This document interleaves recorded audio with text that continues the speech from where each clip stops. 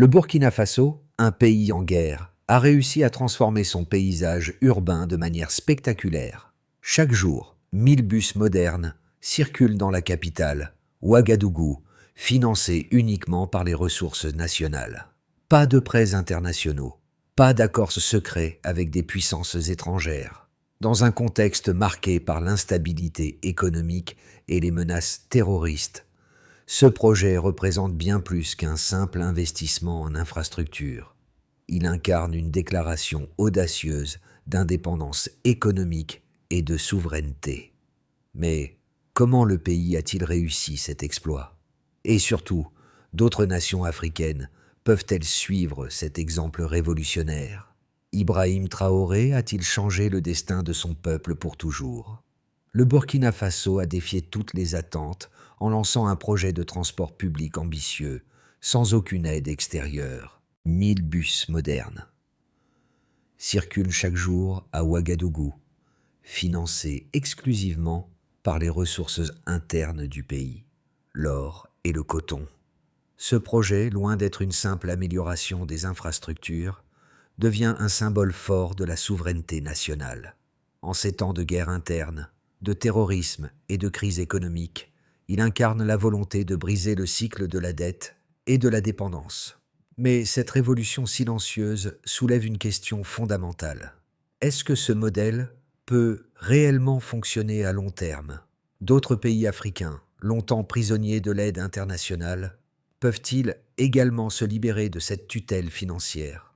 En suivant le parcours du Burkina Faso, nous découvrons non seulement les défis auxquels le pays a fait face, mais aussi les leçons à tirer pour le futur de l'Afrique. Ibrahim Traoré a ouvert une voie audacieuse, mais est-ce une voie qui peut être suivie par d'autres nations du continent?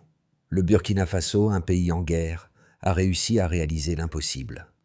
Loin d'être un simple projet de transport, les 1000 bus modernes qui parcourent chaque jour les rues de Ouagadougou deviennent un symbole fort de ce que peut accomplir un pays qui reprend le contrôle de ses ressources.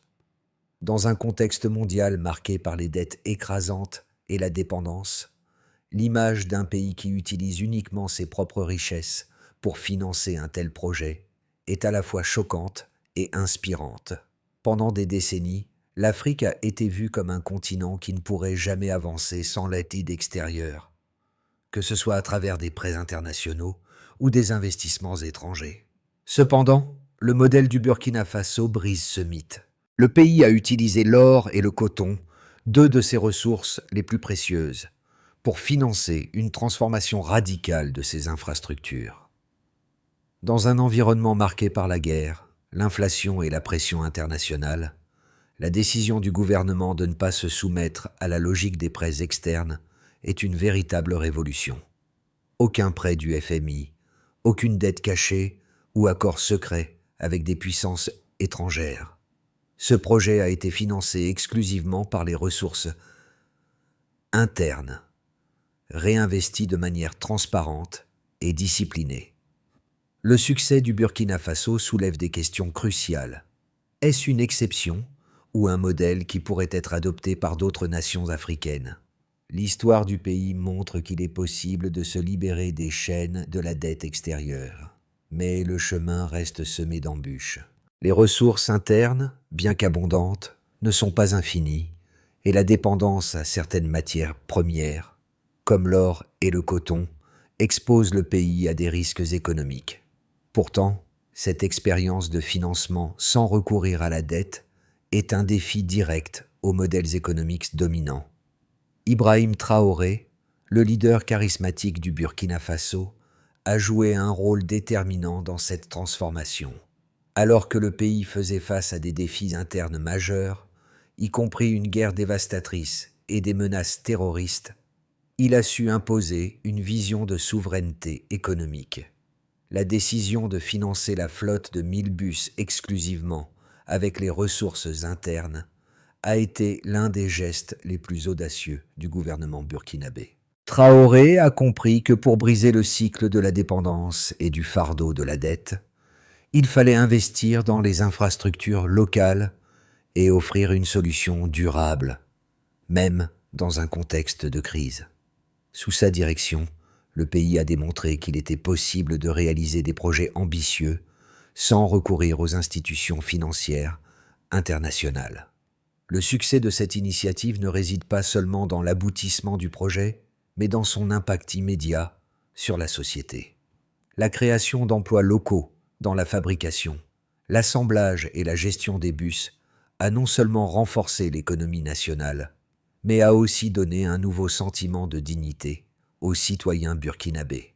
Les travailleurs locaux qui ont contribué à l'assemblage des bus ont vu leurs efforts récompensés par une véritable transformation de la ville. Ce projet a rapidement dépassé la simple question de transport public pour devenir un symbole d'autonomie et de fierté nationale. Les résultats immédiats ont été impressionnants. Les rues de Ouagadougou sont devenues plus accessibles, réduisant ainsi le temps de trajet pour les habitants et améliorant l'accès à l'éducation et aux soins de santé. Les bus ne sont pas seulement des moyens de transport, ils incarnent la renaissance économique et la volonté d'un peuple de ne plus être dépendant des puissances étrangères. Le parcours du Burkina Faso pour atteindre ce projet monumental de 1000 bus modernes n'a pas été sans défi. L'histoire commence dans un contexte de guerre interne, où les ressources du pays étaient déjà limitées, et où les menaces terroristes compliquaient encore davantage la situation. En dépit de ces obstacles, le gouvernement burkinabé, dirigé par Ibrahim Traoré, a pris une décision radicale, investir dans des infrastructures nationales sans se soumettre à des prêts internationaux. Cette décision s'est imposée dans un climat économique mondial instable, marqué par l'inflation et la dépendance croissante des pays africains vis-à-vis des institutions financières mondiales.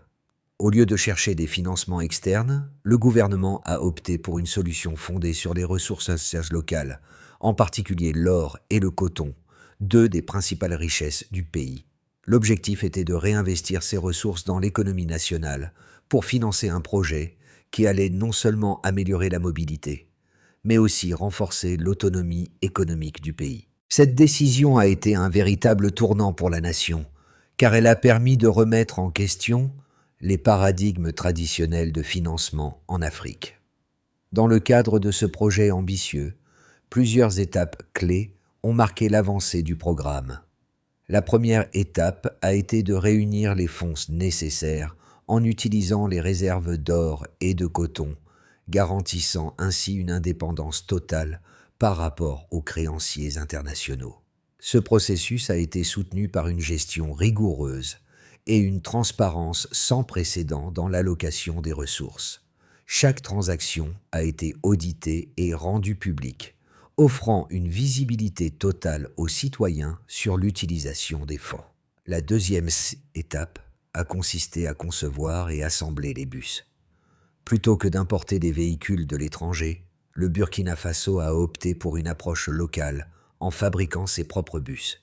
Les ateliers locaux de Ouagadougou ont été réaménagés pour accueillir les lignes de production, créant ainsi des milliers d'emplois directs et indirects. Les ouvriers locaux, qui étaient auparavant marginalisés, ont été formés pour assembler et entretenir ces véhicules. Ces véhicules contribuant à la renaissance de l'industrie locale. Ce projet a non seulement permis d'augmenter la capacité de transport du pays, mais a également stimulé le secteur industriel et l'emploi à un moment où le pays en avait le plus besoin. La troisième étape a été la mise en circulation des bus dans les rues de Ouagadougou. Cette phase a marqué un tournant dans la vie quotidienne des Burkinabés. Les routes de la capitale, autrefois congestionnées et mal entretenues, ont vu l'arrivée d'une flotte de bus modernes et bien entretenus, offrant une solution de transport fiable pour les citoyens. L'impact immédiat a été significatif. Les étudiants pouvaient désormais se rendre à l'école à temps, les travailleurs avaient un moyen de transport plus rapide et plus sûr, et les hôpitaux étaient désormais plus accessibles pour les patients.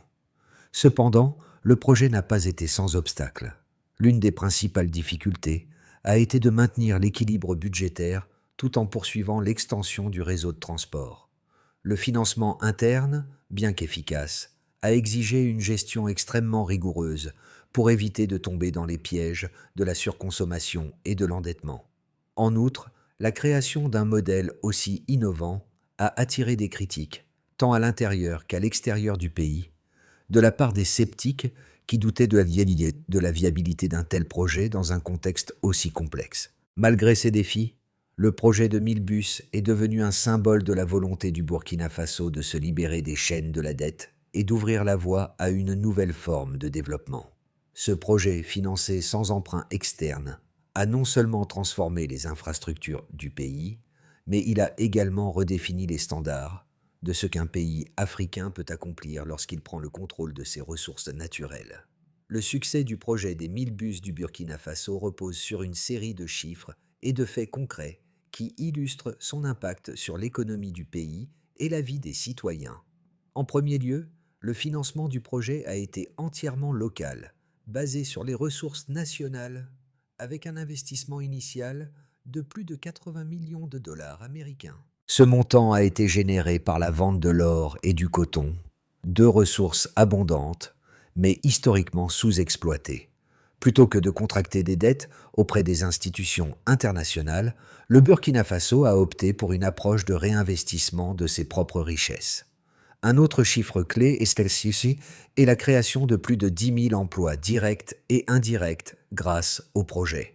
Ce nombre inclut les ouvriers dans les ateliers de fabrication des bus, les mécaniciens, les conducteurs, ainsi que les travailleurs impliqués dans la gestion du réseau de transport public. Ces emplois ont eu un impact immédiat sur la réduction du chômage dans la capitale et ont stimulé l'économie locale. Les ateliers de fabrication, où les bus ont été assemblés et peints, ont joué un rôle central dans ce processus, renforçant l'industrie locale et formant des milliers de jeunes burkinabés à des métiers spécialisés dans le secteur de la mécanique et du transport. En termes d'infrastructure, le projet a permis une modernisation rapide du système de transport public, avec la mise en circulation de 1000 bus modernes dans la capitale Ouagadougou. Ce chiffre représente une amélioration considérable par rapport aux infrastructures de transport précédentes, qui étaient en grande partie obsolètes et insuffisantes pour répondre aux besoins croissants de la population. Les bus ont permis de réduire les temps de trajet de près de 30%, offrant ainsi un meilleur accès aux services publics, aux écoles et aux hôpitaux. Le système de transport a également permis de réduire les coûts de transport pour les citoyens. En moyenne, un passager dépensait environ 30% de moins pour ses trajets quotidiens par rapport aux anciennes solutions de transport. Cette réduction des coûts a été rendue possible grâce à l'efficacité opérationnelle des nouveaux bus, qui consomment moins de carburant et nécessitent moins de maintenance, par rapport aux véhicules plus anciens. La rentabilité du système de transport public, alimenté par des recettes internes provenant des tickets et des taxes locales, a permis de financer l'entretien et l'expansion continue du réseau. Les impacts sociaux de ce projet sont également notables. Le taux de scolarisation dans la capitale a augmenté de manière significative, car les enfants ont désormais un moyen de transport fiable pour se rendre à l'école. La facilité d'accès au transport public a également amélioré l'accès aux soins de santé, en permettant aux patients de se rendre rapidement aux hôpitaux. Les quartiers périphériques, autrefois isolés, ont été intégrés au réseau de transport, facilitant ainsi les déplacements des habitants vers les zones urbaines. Enfin, les retombées économiques du projet ont été mesurées à travers plusieurs indicateurs. Selon les premières évaluations, le projet des 1000 bus a contribué à une augmentation de 15% de l'activité économique dans la capitale, en raison de l'augmentation des déplacements des travailleurs, des étudiants et des commerçants. Ce phénomène a eu un effet domino sur les secteurs du commerce et des services, créant de nouvelles opportunités économiques pour la population locale. Le modèle du Burkina Faso a été accueilli par des critiques, notamment de la part de ceux qui doutaient de la viabilité de ce projet sans soutien externe. Certains analystes ont suggéré que la stratégie du pays était trop risquée et que l'utilisation exclusive de ses ressources naturelles pourrait entraîner des conséquences économiques imprévues. Ces sceptiques soulignent également les défis structurels auxquels le pays fait face, notamment une économie en guerre et une instabilité politique qui pourrait compromettre les gains à long terme. Les doutes concernant la durabilité de ce modèle ont été amplifiés par la dépendance du Burkina Faso aux matières premières comme l'or et le coton, qui sont sujettes à des fluctuations de prix mondiaux. Cependant, il est crucial de considérer les réponses du gouvernement burkinabé à ces critiques. En réponse aux préoccupations sur la viabilité à long terme, le Burkina Faso a mis en place une série de mesures visant à diversifier ses sources de financement et à stabiliser son économie. Tout d'abord, la gestion des fonds a été extrêmement rigoureuse. Chaque transaction a été auditée publiquement, garantissant une transparence totale. Le gouvernement a également réinvesti les bénéfices générés par les projets de transport dans d'autres secteurs essentiels de l'économie, créant ainsi un cercle vertueux qui soutient l'infrastructure nationale sans recourir à la dette extérieure. En outre, le projet a eu un impact social tangible qui dépasse les considérations économiques immédiates. La création de milliers d'emplois dans les ateliers de fabrication et d'assemblage a non seulement réduit le chômage, mais a aussi formé une main-d'œuvre qualifiée, prête à soutenir la croissance industrielle à long terme. Cette approche axée sur le renforcement des capacités locales est une réponse directe aux critiques qui soulignent la fragilité de la dépendance aux matières premières. Enfin, il est important de noter que l'approche du Burkina Faso s'inscrit dans une tendance plus large de décolonisation économique et de souveraineté nationale en Afrique. En choisissant de se libérer de l'influence des créanciers étrangers, le pays a montré qu'il est possible de mettre en œuvre un modèle de développement autonome. Certes, les défis sont nombreux, mais l'exemple burkinabé prouve qu'avec une gestion disciplinée et une vision claire, même les nations les plus vulnérables peuvent changer le cours de leur destinée économique. Au fur et à mesure que le projet des 1000 bus prenait forme, il est devenu évident que le Burkina Faso ne se contentait pas d'une simple transformation des infrastructures publiques. Ce n'était pas seulement une question de transport, mais un changement fondamental de la dynamique économique et politique du pays. Le véritable tournant est survenu lorsque les premières lignes de bus ont été mises en service à Ouagadougou. Ce n'était plus un projet isolé, mais un modèle de développement durable et autonome, basé sur les ressources locales. À ce moment-là, il est devenu clair que l'impact du projet allait bien au-delà de la simple amélioration du transport. Il a créé un précédent pour d'autres nations africaines qui, traditionnellement, se sont reposées sur l'aide extérieure pour financer leurs projets de développement. Le Burkina Faso a non seulement résolu une crise de transport, mais a ouvert la voie à un futur plus autonome et plus prospère pour l'Afrique. En fin de compte, l'exemple du Burkina Faso est une révélation. Il est possible pour un pays africain de briser le cycle de la dette et de créer un modèle de croissance durable, sans l'interférence de créanciers étrangers. Le succès du projet des 1000 bus a eu des répercussions profondes, non seulement sur les infrastructures de transport du Burkina Faso, mais aussi sur de nombreux autres aspects de la vie quotidienne et de l'économie nationale. L'impact immédiat sur les citoyens a été considérable. Grâce à la flotte de bus, les Burkinabés ont vu leur temps de trajet réduit de manière significative, avec une diminution des coûts de transport de près de 30%. Les étudiants, qui auparavant étaient souvent en retard pour l'école en raison des longues distances et de l'inefficacité du transport public, bénéficient désormais d'un accès plus rapide et plus fiable à l'éducation. Ce changement a directement contribué à une amélioration des taux de scolarisation dans la capitale.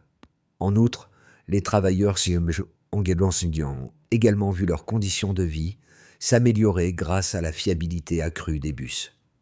Avant l'arrivée des nouveaux véhicules, le transport public à Ouagadougou était souvent aléatoire, avec des horaires irréguliers et des véhicules vétustes. Aujourd'hui, grâce à la modernisation du système de transport, les travailleurs arrivent à l'heure à leurs emplois, ce qui a amélioré leur productivité et réduit le stress lié aux déplacements quotidiens. L'impact économique a également été significatif. Le projet a généré plus de 10 000 emplois directs et indirects, allant des ouvriers, travaillant dans les ateliers d'assemblage des bus, aux conducteurs et mécaniciens, en passant par les techniciens et les gestionnaires de l'infrastructure de transport. Ces emplois ont stimulé l'économie locale, contribuant à une réduction notable du chômage et à une hausse de la consommation dans la capitale. Les revenus générés par les ventes de billets ont permis de financer l'entretien des bus et d'étendre le réseau de transport, créant ainsi un cercle vertueux de développement économique. Le modèle du Burkina Faso a également eu un impact social majeur. Les quartiers périphériques, autrefois isolés, sont désormais connectés au centre de la capitale, ce qui a facilité l'accès aux services publics, aux marchés et aux zones de travail. Cette amélioration de la connectivité a permis à de nombreux Burkinabés de sortir de la pauvreté, en leur offrant de nouvelles opportunités économiques et sociales. À plus long terme, le modèle des 1000 bus pourrait servir de catalyseur pour d'autres projets de développement durable en Afrique. En mettant en valeur l'utilisation des ressources locales pour financer des projets d'envergure, le Burkina Faso a montré que l'autonomie économique est possible, même dans un environnement marqué par la guerre et l'instabilité. Ce projet prouve qu'en investissant dans les infrastructures et en adoptant des pratiques de gestion rigoureuses, il est possible de créer un avenir plus stable et plus prospère, sans dépendre des prêts étrangers ou des investissements externes. À court terme, le projet des 1000 bus a déjà eu un impact visible sur la vie quotidienne des citoyens burkinabés. Mais les défis ne s'arrêtent pas là. Dans les 6 à 12 mois à venir, le Burkina Faso devra naviguer à travers plusieurs scénarios possibles pour assurer la pérennité de son modèle de transport autonome. Scénario optimiste. Expansion et renforcement du modèle. Dans le meilleur des cas, le succès continu des bus et les retombées économiques positives pourraient permettre au Burkina Faso d'élargir son réseau de transport. L'extension de la flotte de bus à d'autres villes du pays serait une avancée majeure, permettant de connecter des régions rurales à la capitale. Le modèle de financement local pourrait être répliqué dans d'autres secteurs, comme l'éducation et la santé, créant ainsi une dynamique de développement durable. Si la stabilité politique et la gestion économique rigoureuse se poursuivent, le pays pourrait devenir un exemple de souveraineté économique pour d'autres nations africaines, inspirant une série de projets similaires à travers le continent. Scénario de base. Maintien du statu quo avec quelques ajustements.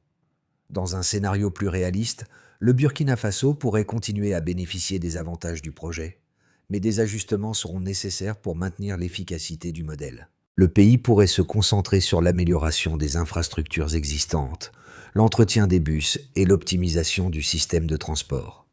Cependant, des obstacles tels que des fluctuations du marché des matières premières, notamment l'or et le coton, pourraient mettre une pression supplémentaire sur le budget national.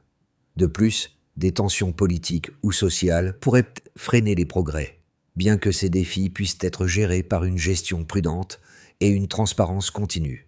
Dans ce scénario, bien que le modèle reste viable, le pays pourrait avoir du mal à élargir rapidement ses projets à l'échelle nationale.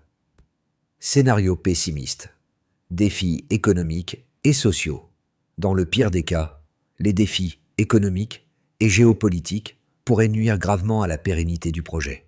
Une chute des prix des matières premières, une instabilité politique accrue, ou de nouveaux conflits pourraient réduire les ressources nécessaires pour maintenir la flotte de bus.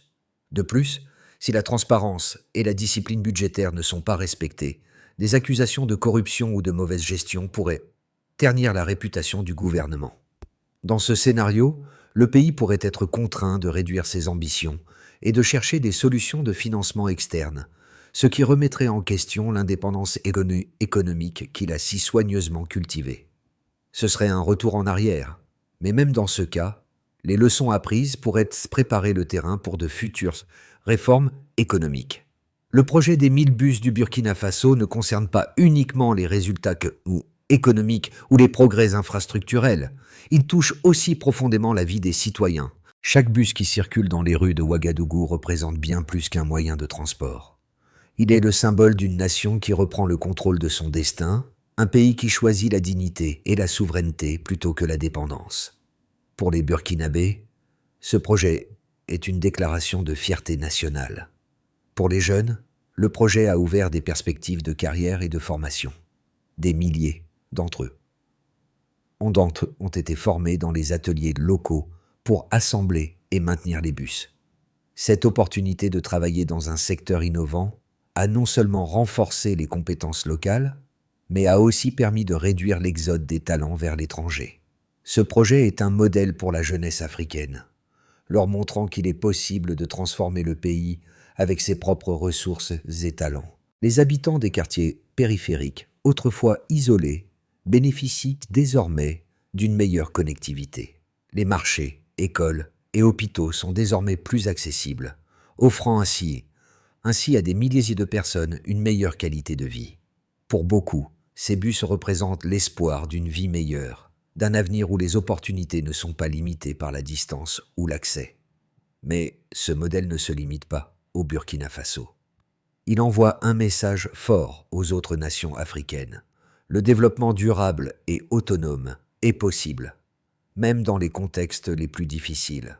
Le projet des 1000 bus inspire non seulement la fierté nationale, mais ouvre également la voie à une nouvelle vision de l'avenir pour l'Afrique.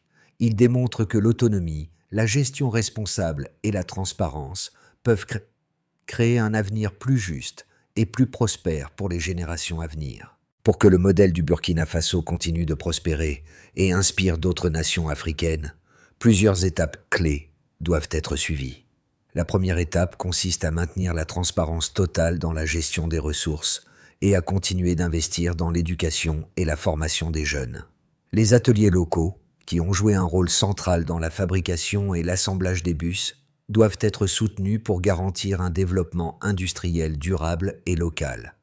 Le pays devra également étendre ses programmes de formation pour inclure des compétences plus diversifiées, couvrant des secteurs tels que la technologie, l'ingénierie et la gestion, afin de garantir que la main-d'œuvre locale soit prête à relever les défis futurs. Ensuite, il est essentiel de renforcer les partenariats internes et de développer des alliances régionales avec d'autres pays africains. Le modèle du Burkina Faso doit être adapté aux réalités locales d'autres nations, mais il peut servir de cadre pour une collaboration régionale plus large. Des initiatives comme le Corridor économique Sahel pourraient être élargies pour inclure des projets de transport et d'infrastructure qui intègrent plusieurs pays, réduisant ainsi la dépendance extérieure et favorisant l'émergence d'un marché régional intégré. La troisième étape consiste à diversifier les sources de financement pour les projets futurs. Le Burkina Faso ne doit pas se reposer uniquement sur ses ressources naturelles comme l'or et le coton, mais chercher à exploiter d'autres secteurs économiques, comme l'agriculture durable et les énergies renouvelables, pour financer de nouvelles initiatives. De plus, une gestion rigoureuse des fonds publics sera essentielle pour garantir la viabilité à long terme de tout projet d'envergure. Enfin, le gouvernement devra continuer de renforcer la participation citoyenne et veiller à ce que les projets restent inclusifs. Il est essentiel d'informer et d'impliquer la population dans chaque étape des projets futurs, afin de maintenir la confiance et d'assurer que les bénéfices du développement soient partagés équitablement. Le voyage du Burkina Faso vers l'autonomie économique, symbolisé par les 1000 bus, n'est pas simplement un succès politique ou économique. C'est une déclaration de dignité.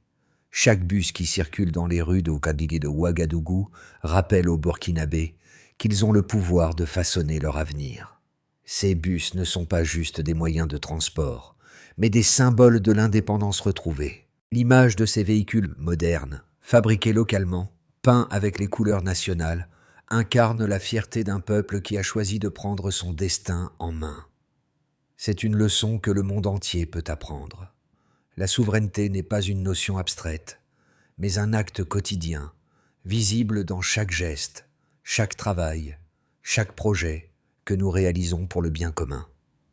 Le Burkina Faso a démontré que même face aux défis les plus imposants, il est possible de surmonter la dépendance et de bâtir un avenir de manière autonome.